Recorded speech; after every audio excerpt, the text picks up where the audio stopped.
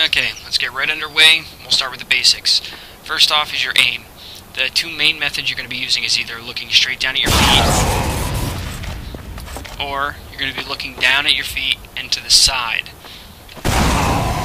The second one gives you more versatility because unlike looking down at your feet, which can only give you height, looking down to your side can give you much more distance to your jumps. So if you're going to try to cross a gap like this and you're going to look straight down, you're not going to get enough distance to go all the way across. Now, let's see if I can actually get back out of the water. Now, same jump, but I'm going to do the down to the side method.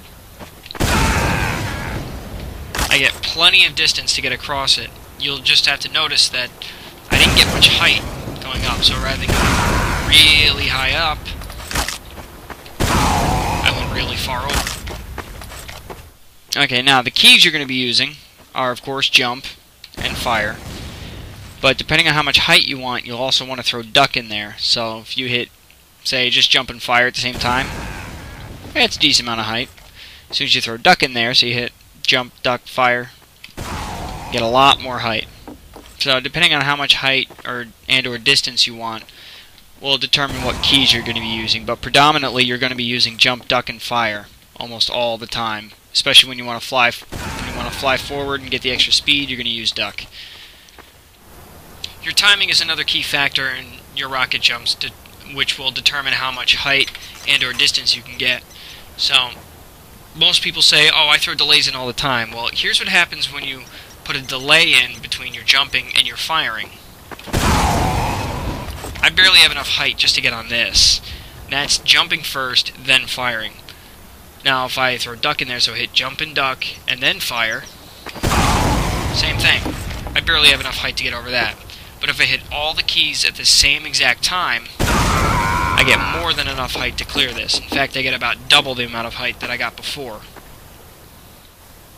By default, you're a right-handed player, so you have to remember that your rockets are going to come slightly to the right of your crosshair. So if I look straight down and hit no movement keys and just do a rocket jump, I'm moving slightly over to the left because the rocket is slightly to my right. This can heavily affect your rocket jumps if you don't put your placement correctly. And for left-handed players, they'll notice it the most. For righties, we're going to swing down this way, which is, for us, the easiest. But lefties are going to be going down this way, to this side. So they got to aim really far over and hope that they can get enough distance, which is really, really hard, especially for me because I'm a righty. Valve now made it so you can switch your weapons over to the left side, so for all you lefty players out there, switch it over to the left, solve all your problems. You also want to pay attention to what keys you're hitting before your jump and during your jump. If I'm looking straight down, I don't really have to worry about it because all I have to do is hold forward. It's not going to affect the trajectory of my jump considering I'm trying to go forward. But if I'm doing the sideways method of aiming, or I'm aiming to my side, if I hold forward the whole time, it's going to push me off to the side because I'm holding forward, so I'm trying to move forward. In order to combat this, you have to remember where your straight line is. Because I'm trying to go this way, when I go sideways, I have to switch to using my strafe keys to stay on that straight line. So right as I'm going for the jump, I switch to my strafe key, and it fixes. it fixes my trajectory, so I'm still going in the direction I originally intended to. And right after I go airborne, I just let go of the strafe key and hold forward again. You have to build up your coordination, so you gotta keep practicing over and over again, but eventually you'll get used to it and you'll just stop thinking about what keys you're hitting. Also remember that the rocket merely amplifies whatever direction you're trying to go in when you fire. So, if I just fire the rocket without hitting any keys, not even jump, I don't get anything whatsoever, just a small boost. Now, I'll do the same thing, but I'll add jump. I get a lot more of a boost, because now it's boosting my jump, but it's still not boosting forward. So now when I hit forward, and jump, and fire, I get a lot more, because now it has much more to amplify. It's amplifying my forward momentum, it's amplifying my jump. At the same time, once I go airborne, I don't want to hit any keys that are going to try to push me in an opposite direction of what I'm trying to go in. So if I try to jump forward and then I suddenly hit backwards while I'm in the air, it'll stall me and I'll stop.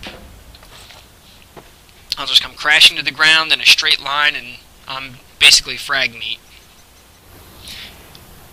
You also want to work on gauging your height so that you know exactly how much you need before you even start.